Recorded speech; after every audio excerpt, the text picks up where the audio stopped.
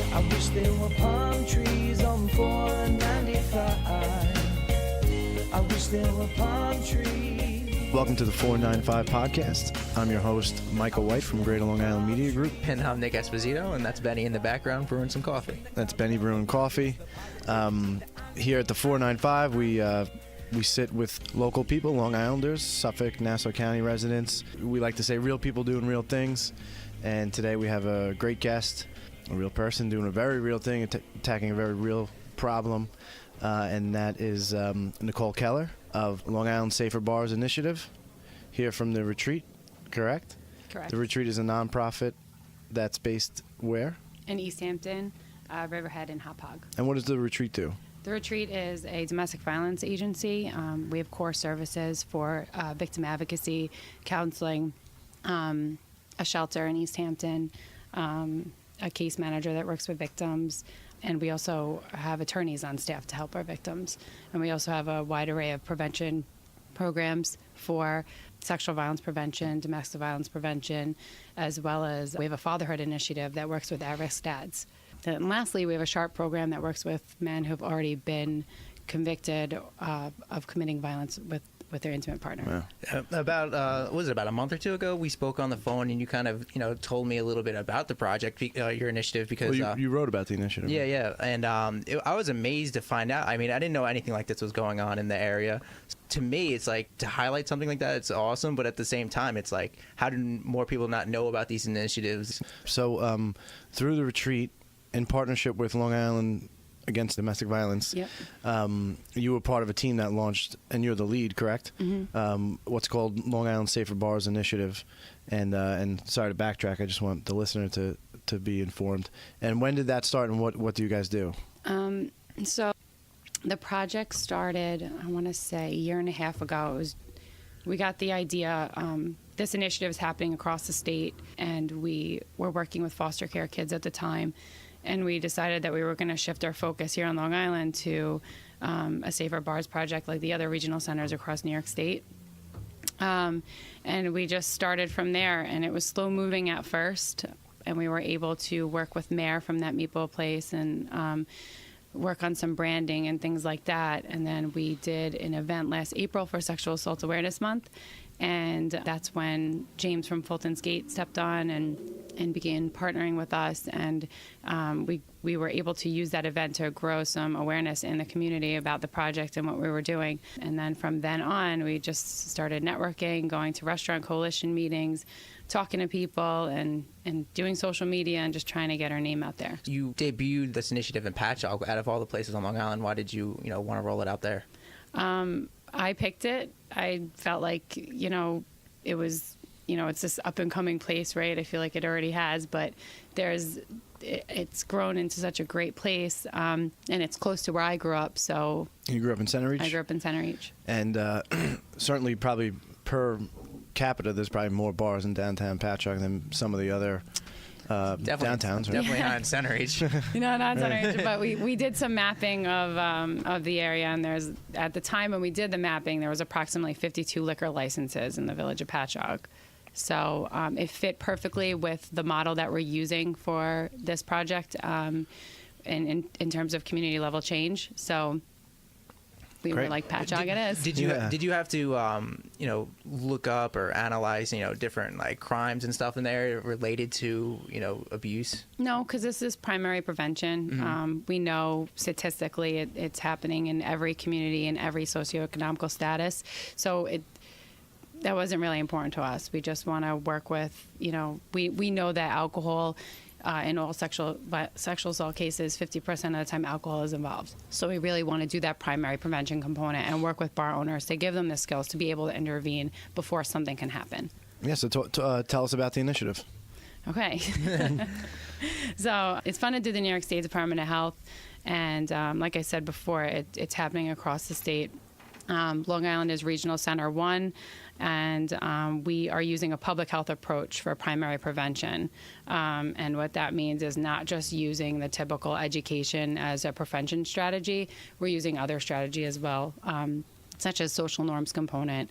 We're trying to really focus on the social norms that perpetrate a culture of violence and trying to shift those norms by education and using media campaigns, using social media. We are using an evidence-based curriculum based out of the University of Arizona, and that is a 2-session course that bartenders and servers can participate in, and it's 2.5-hour sessions. We provide free of charge. And we're also, we want to work with the community on policy change to enforce everything that we're doing so that when we step away in the future and go focus on another community, Patchogue can sustain itself. And lastly, we have a media campaign with posters and things like that reinforces our pro-social bystander intervention techniques. And they're hanging up at Fulton's Gate right now, and they will be hanging up at that Meatball Place soon.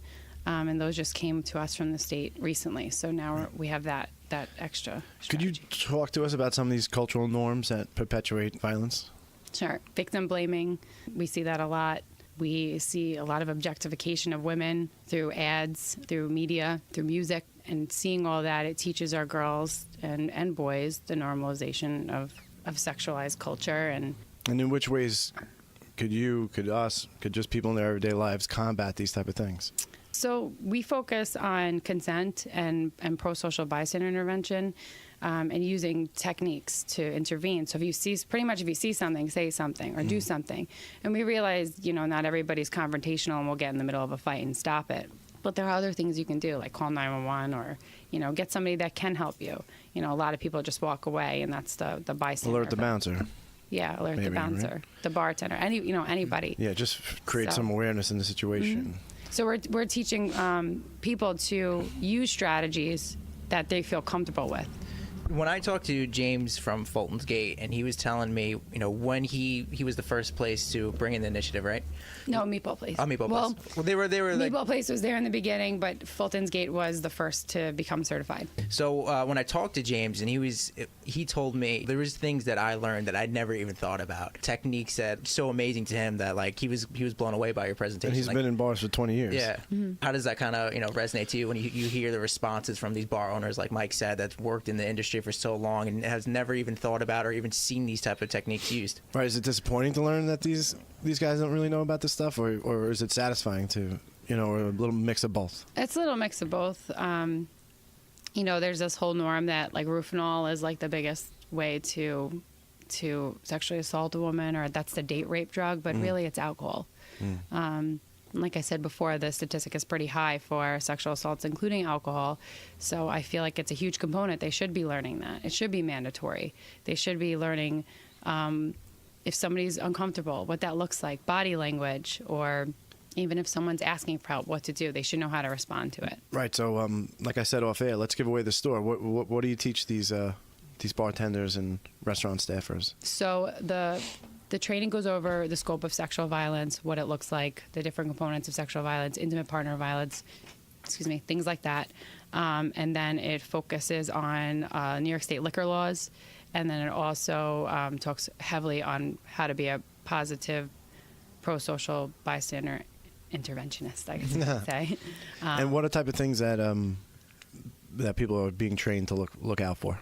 Body language is a big one. Mm-hmm. You see a first date and maybe she looks uncomfortable, and you can respond and say, are you okay? And that might, help. But also too, if there's that person in a bar that keeps going up to a group of people and it's not stopping, and they keep saying no, or, they're turning away from it, that's an indicator. An indicator that's unwanted. It seems like more and more people are starting to learn more about your initiative, because when I was speaking to James too, he said a lot of people come here for first dates because they know they're a safer bar. Mm-hmm. He has said that, and that to me that makes me really happy, and he is great. He's been really awesome through this process, and a huge supporter of this program. Yeah, I can imagine if you're out on a date or meeting someone that you met online, you'd feel more comfortable at a place like Fulton's Gate because you feel like everyone's looking out for you. Well, and especially nowadays, and to be blunt, a lot of these people are meeting through apps on social media or Tinder or Bumble or whatever, and a lot of times people are meeting for the first time. So you can only tell so much, obviously, by a profile on a page or whatever. Right. So you want to go to a place that you feel safe. Mm-hmm. So it totally makes sense to grow this initiative. Where do you guys see yourselves? toward the end of this year? Do you want to be, in every bar in Patchogue and then somewhere else, or what's the immediate goals? Yeah, so the goal of the program, we want to have at least 70 to 75% of the bars. I mean, we would love 100, but just 70 to 75%. We know restaurant owners that, yeah, call me anytime, and they're very busy. Yeah, they are busy. So if they don't do it, it's probably just because they can't find the time. But I think that's pretty achievable. 100, I swear. Yeah, I would love to have 100. You partnered with the Long Island bartenders, right? 1-800 bartender. 1-800. I'm sorry. Yeah. So Rob has been another great ally in this, and he would like to implement into his school, and we're still working on all the details on how that's going to look. Yeah, that's one of the biggest bartending schools, I believe, on Long Island, right? Mm-hmm. Is the headquarters in Centereach? Nearby? Selden. Okay. There's Selden, I know Farmingdale, and then he's got some Nassau locations, and there's 1 or 2 in Queens. So we talked a lot about, making staffers and bartenders aware, but what about like the friend that, you go to these Alive After 5 festivals and then you kind of see a friend, meet a new person or something like that. What are some of these people that are friends? Like, what should they be? Should they be like called the first time they meet people, or like, what is the average person should know? Right, it's a fine line, right, between looking out for your friend who meets someone who they may or may not like, versus running interference on something that could be great, Yeah, like so. Yeah, we're just talking about people hanging out. Yeah. Like I said, if you see something that is uncomfortable, like you can. I mean, I know that when I see somebody and I think they look uncomfortable, you want to intervene. Like you can tell by body language, you can tell by communication. So, talk. I know like a lot of girls too. They're like, if you go on a first date, oh, call me or I'll call you and I'll get you out of it. But set up some sort of safety plan with your friend. Yeah. If I say, a word, or if I look uncomfortable, respond to me, intervene in a or way. even if I look like I had too much to drink myself, right? Yep, and that's the thing too is if you overdrink, you really want to set up that safety plan with your friends so that you get home safe. Take an Uber, or someone's going to come pick you up that's designated. Right. And you were telling me too when we were talking, when I interviewed you, there's misconception or out there that abuse only happens to women, but it kind of goes both ways, right? It does. It does. And the statistic for men is, I think it's higher because a lot of men don't report. So. Now, with the abuse toward men, is it more like domestic existing partnership situations than it is, being harassed out? It's everything. Yeah. I mean, have you guys ever been out in a bar and had your butt grabbed and it was unwanted? Right. Yeah. That's on the spectrum of sexual violence. Yeah. I think it's more talked about as women. That's the norm, that it happens to women, but we really need to change that it happens to everybody. And that's part of those cultural norms you're talking about. Yeah, sometimes I guess people just want to feel like macho about it, but it is uncomfortable. You're out there at a big festival or whatever, or a crowded bar. And, yeah, it's people creepy. Yeah, it's a little does. stalkerish feeling. I don't want to name names or anything, but I remember a buddy was telling me that there's this girl that he knew from high school, but not really. And then she kind of like zoned in on him, and he saw her from across the bar.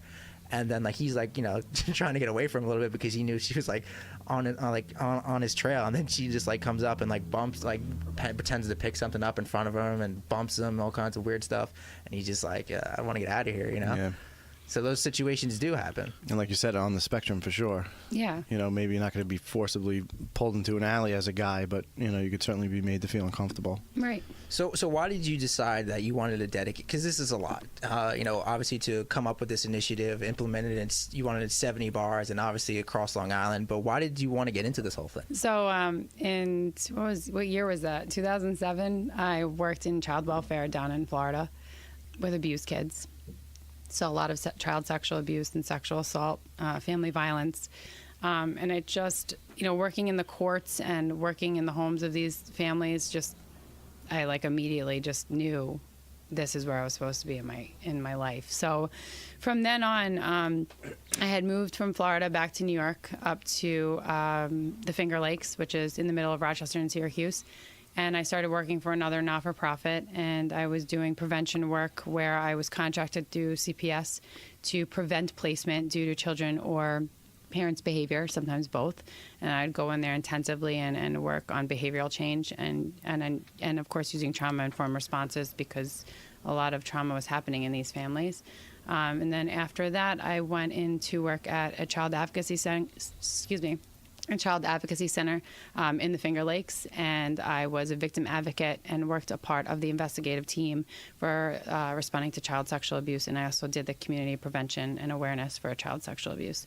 And then after that, I moved back to Long Island, and I was hired by the retreat to be the project coordinator for this grant, and here I am. Now, they say in police work, some of the most dangerous things a police officer could do, for one, traffic stops, and two, are domestic violence calls. You know, when you visited these houses, were you ever scared of feeling safe? Or how's that work? How do you be protected? It's funny.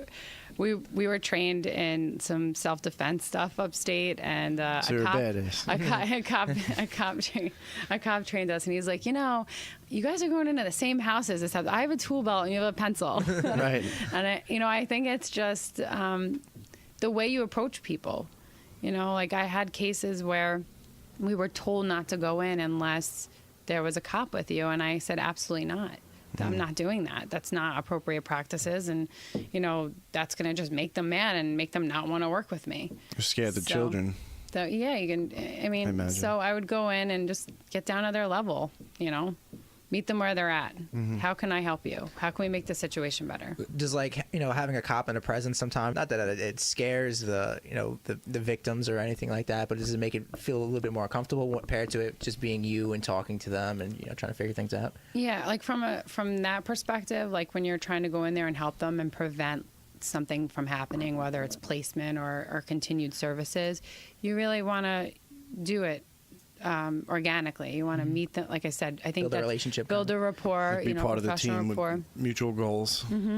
Help them identify what are your goals, what are your strengths, how do we build off that. Yeah. And a lot of our audience is these different restaurants and businesses and bars and breweries. We write about all of them, and they always keep up to date with us. For them to bring in this initiative, there's no cost to that. Nope, it's completely free. And how could they do it? They have to take different classes. Like, get a little bit more into, Right. What's involved? How much time? Yeah, exactly. So, like I said, the course is 2.5 hour sessions, which is provided for free. In order to become certified, we ask that 70% of your staff is trained. And then once 70% of their staff is trained, then they would get the sticker and decal for the window. So if you go to Fulton's Gate, you'll see, some of the marketing on their window that symbolizes the community that they are certified and they are a safer bar. And then after that, we provide consultation, environmental scans.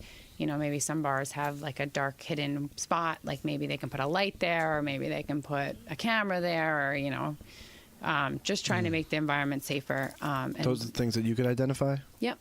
And then we also, like I said, have the posters and the media campaign that they can hang up in their establishment.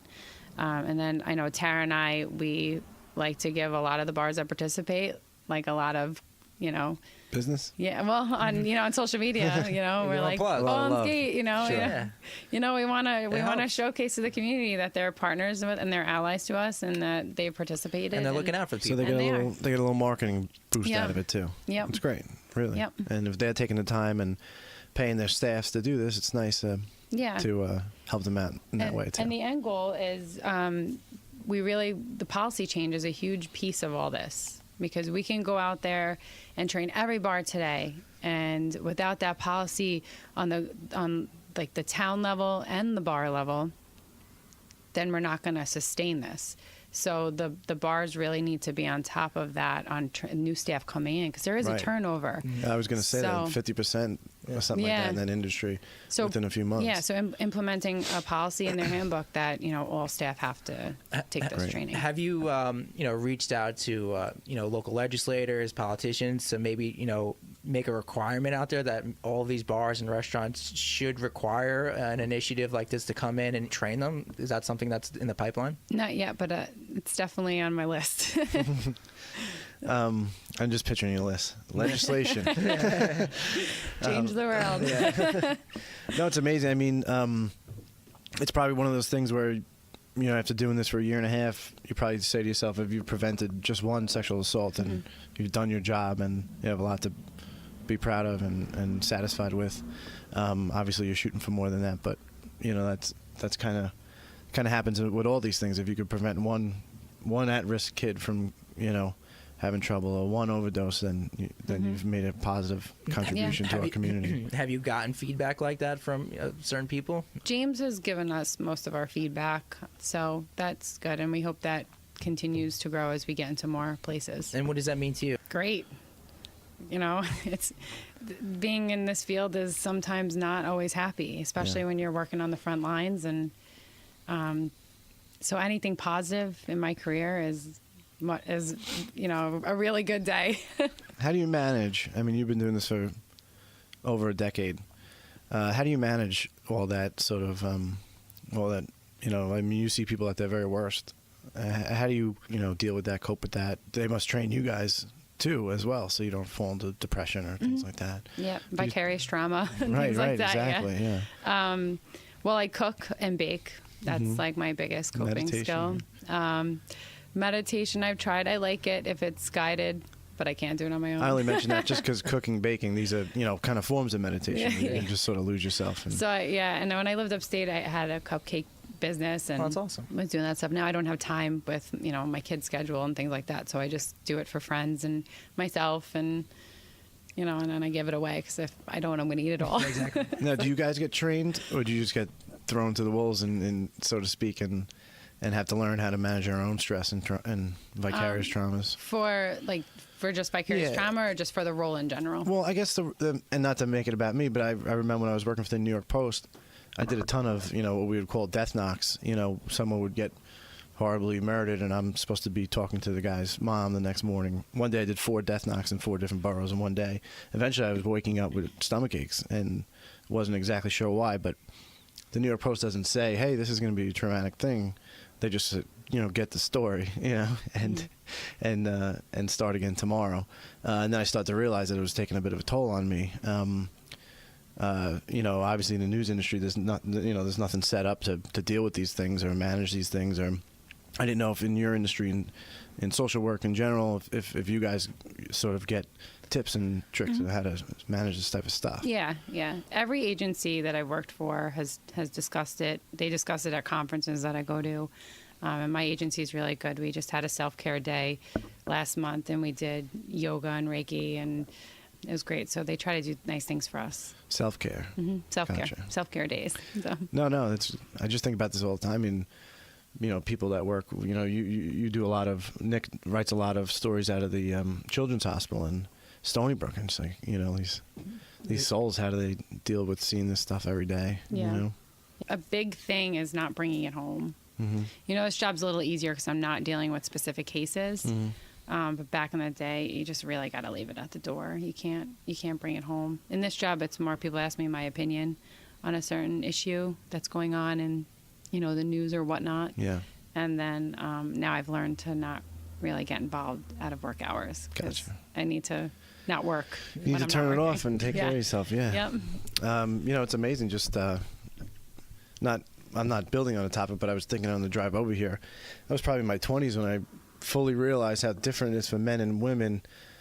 For the most part, I mean, you guys, there's always a bit of an element of, leaving the gym at night, jogging. There's always this element of fear that you guys have to live with that we really don't. I think it's hard for men to understand what that's like. Yeah, I mean, we talk about that in some of our trainings. Like, that's a privilege that men have, and great exercise that we use is, particularly my coworker Julie does this at the college campus. She asks men in the room, what do you do every day to prevent yourself from being sexually assaulted? And they're all like scratching their heads. Every day. Looking at each other like, what's going on? And then she asks the women in the room, and there's like 50 hands up, and the men are just amazed at all the things that we have to do all the time that we think about that you don't. So true. My girlfriend refuses to go out to grocery shopping, when it's night time. Yeah. Like, I literally would have to go. I mean, because there's been cases that are reported. There's places by me that people share these stories on social media. Hey, this person was following me to my car. I got scared. Or they were following me around the store. It's real. Yeah, it's real, and it puts people in a position where, like you had said, if you drank too much and you're looking to protect yourself, by taking a taxi home, you're also running the risk of The taxi driver. of the taxi driver. Yeah, that and then was you just have to like that take was your just a story on Uber or Lyft Right. driver just did that. and yeah. So now you're choosing between, two bad options: driving drunk or risking sexual assault. But yeah, like I said, just constantly living with that sort of thing. Like you said, what do you do every day to prevent? That's something that men probably have a hard time even understanding. So for are there other similar initiatives around Long Island, awareness things that you could speak of, recommend to people? Or Sure. I mean, I manage the SHAPE project. It's using the same public health model, but we're doing this type of work with kids 8 to 20 or 8 to 18 rather, because they're in high school, middle school, and some elementary school. And out in Hampton Bays, we're using the library as the hub of the community because they can provide free services and they can provide free educational courses. So like I said before, sustainability is a huge component for these projects. So I've been working really closely with the library, and they've been getting trained in all the evidence-based curriculum. I've been teaching them about the public health model, and we have grown. That project's about a year old, so we're still like in our baby stages, but it's growing, and we'll be working on surveying kids and doing focus groups next year. In a couple weeks. Right. Awesome. Now, what about in the schools? Like, just speaking in girls I know over the years, or seeing posts on Facebook, a lot of women report similar incidences when they're like 11 and they start to grow into their bodies, and all of a sudden they're getting catcalled, and it's pretty traumatizing and something they didn't expect. Do you think the schools are like, at what point do they start educating females about these type of activities and to prepare for it, basically? Well, I think that the education should be for males and females, or whatever gender you identify with.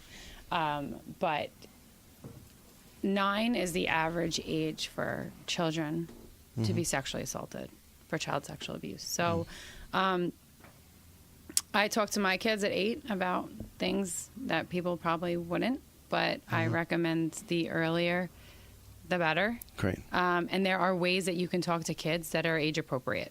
It's not going to freak them out, or just by giving them their correct body parts. Teaching them about consent, but not in a sexual way. Like my little one pokes the other one, and I'm like, he just said no. You need to stop. Just implementing that all the time. Teaching them about boundaries. And then every year you grow off that. So you're laying the foundation for when they're older. Gotcha. Then you can start to really bring in the other components. Perfect. Yeah, that's what I was going to ask. When you said you may speak to your 8-year-old in ways that other moms and dads wouldn't, what do you tell your 8-year-old? Well, my 8-year-old already had the sex talk. One of the curriculums that I use called Darkness to Light, it recommends talking to your kids at 8. 8 is great. Talk to them at 8 about sex. So me and Dominic have had the sex talk, and we continue to have the sex talk. And he actually took it way better than, I was a little nervous, but Sure. he was like, oh, okay. He was like, what goes in where? And I was like, explain it to him, and he was like, that's gross, Mom. It's probably better at 8 than 13. Like if you prolong it until they're 13, at that point they feel like they know everything. Or they just want to shut you down, and they don't hear that advice that you might be giving them. What could parents tell a young kid about how to protect themselves and how to manage someone whistling at them from a car and things like that? What do you mean, like when they're older? Yeah. Like Well. teens? Yeah. Well. No. What could I have a daughter. What could I and a son? What could I, as a parent, when they're 8, 9, tell them to help them sort of protect themselves and be aware and be street smart, so to speak? The streets. Oh, okay. So you're going back to like the stranger danger. Because I had written, and this is actually a cool conversation.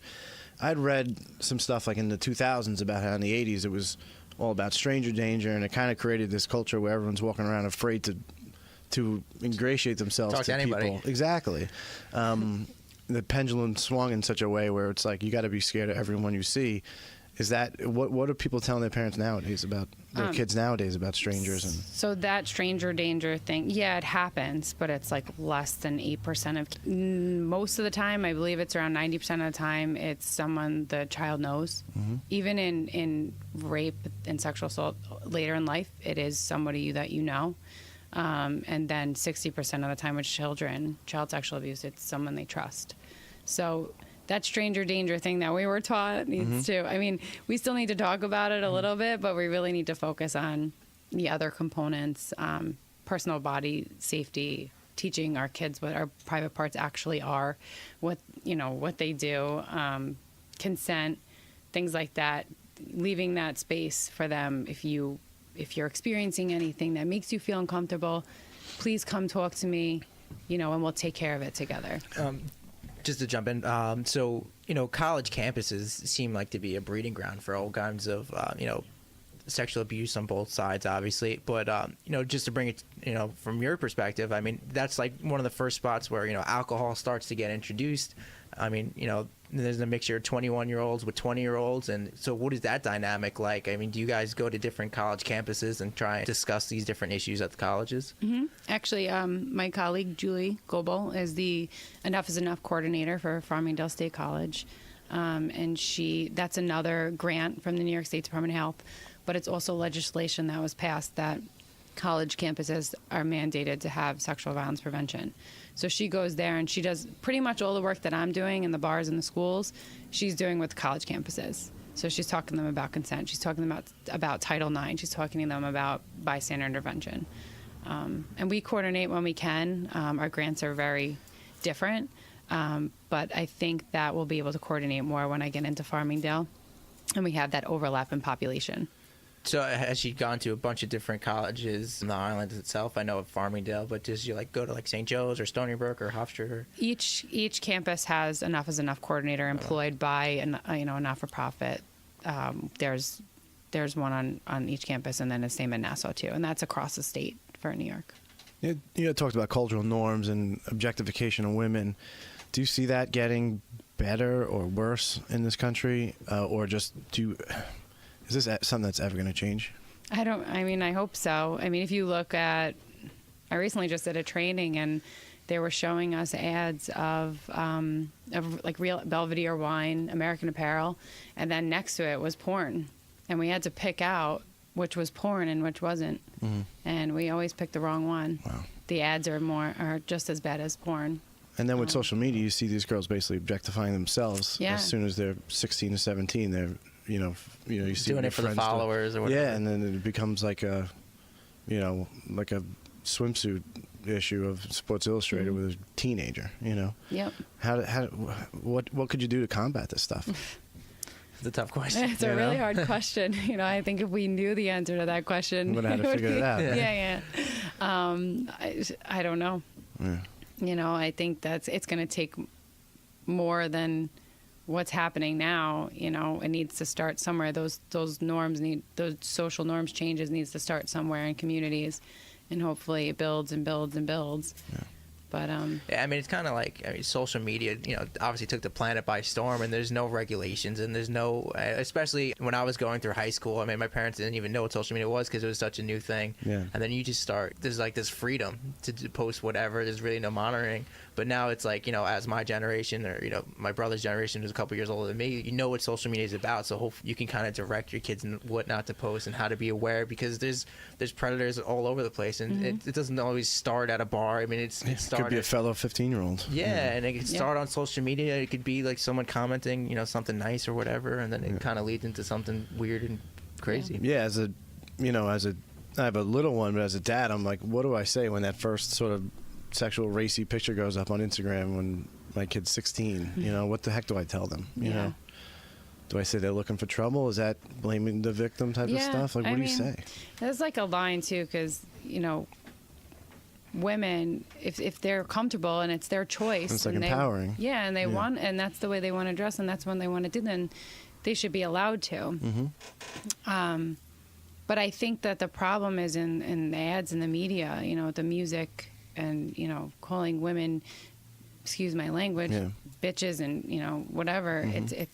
It normalizes violence against women, and then the ads too. It's objectifying women, and then these girls are learning, well, I want to look like her, I want to be like her, so they model that out. And then I totally forgot the last thing I was going to say, but I feel like music has gotten better from the 90s and 2000s. And so when I do hear, a sort of, pejorative comment about females and women, I feel like it's a little, I feel like I hear it less in popular music than I did 10 years ago. Would you agree with that? I don't know. I don't know. I feel like it's, when I do hear something, oh, okay, that's a little aggressive, whereas, I feel like 10 years ago it was more common. I mean, this is non-scientific. This is me listening to BLI. Yeah, I was just gonna say, where do you get your source of music? Because there are a lot of these, up and coming rappers and these mumble rappers that people like to talk about, and it's just like these kids talking about, doing bad things and doing bad things to other people, and including girls, and objectifying them and calling them bitches and whatever. But yeah, I don't know. Just not to hop in like I'm the expert. But No. I'm just wondering if you guys thought it was getting better in that respect or not, or worse. I think it's all getting worse. I mean, look at the porn from the 1950s. That was Marilyn Monroe and her pinup, and that was so taboo, right? Yeah. Now our ads are way worse than that. Yeah, just regular ads you see on TV. Yeah, and then the porn now is just violent. It's so violent, and our kids are going on with their iPhones and they're learning. so accessible too. It's so accessible, and they're Something the learning kids would never see, until probably later in life. Well, no, I back mean in our the kids day. are and back in the day, but now they have access to it, and the porn is free, it's accessible, and it's extremely violent, and that's teaching our kids that it's okay to be violent towards women. So it's normalizing that for them. And I've worked with teen boys, and did some group work with them, and they agreed. They're like, it is violent. And they, a lot of the boys, after teaching them that, they were like, Miss Nicole, like, we're not going to give up porn, but we won't watch violent porn. And I was like, okay. I was like, I'll take That's it. funny. At least they're honest. Yeah. So, okay. So. It's a hard thing to talk about though with kids, I'm comfortable. Yeah, which is great Yeah. that we have Nicole here to sort of, a lot of a big.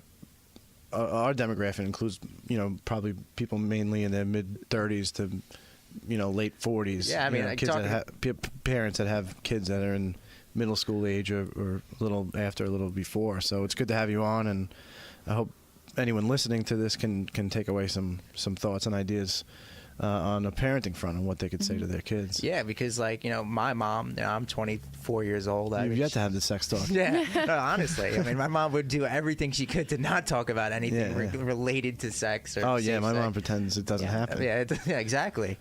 So it's great to have people like you that are, on the front lines talking about this issue, because it's something that a lot of people don't want to talk about, because it's a hard topic, and you get into all different opinions on and what to do and what not to do, and sometimes it's easier to not say or do anything because you just blow it off, and we have different parents or whatever, just ignore the thing because they think it's not happening even though they know it's happening. Yeah, and I think there's a generation of parents there who grew up where sex was really stigmatized, almost, and where you're leading kids to believe that it's something awful, and dirty and something to feel terrible about. Right.